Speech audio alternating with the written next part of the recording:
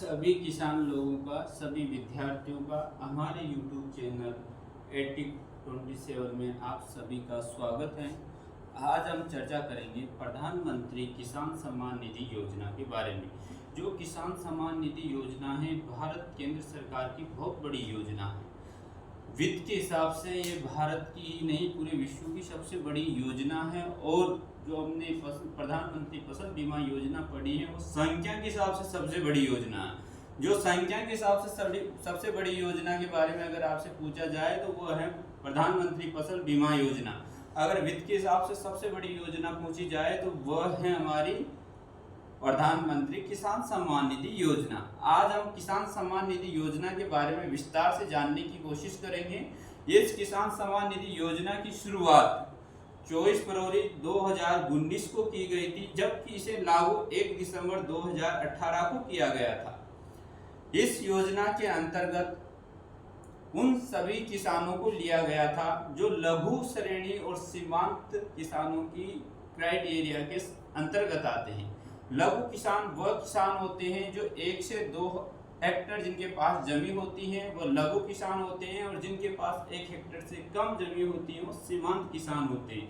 सीमांत मतलब मार्जिनल, लघु मतलब स्मॉल फार्मर। जो इसी प्रकार से इस योजना की शुरुआत, पहले ऐसी कोई योजना थी जो हमारे तेलंगाना राज्य में चला करती थी। उसके फायदे को देखते हुए इस योजना को प्रधानमंत्री साहब ने उत्तर प्रदेश के गोरखपुर में से इसकी शुरुआत 24 फरवरी 2019 को की।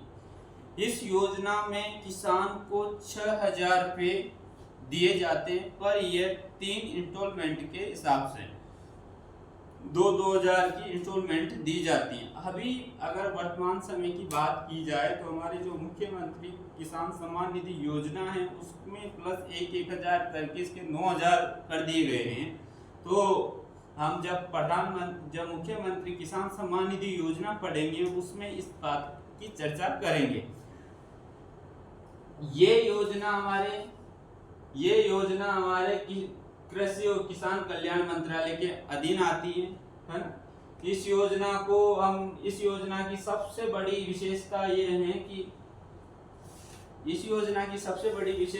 है कि इसमें इस योजना का जो उद्देश्य है वो है सभी पात्र भूमि धारक किसानों को इसमें सम्मिलित किया गया था। और इस योजना में जो किसानों को हम वित्तीय सहायता देते हैं, इस योजना की एसीबी इस योजना का उद्देश्य है।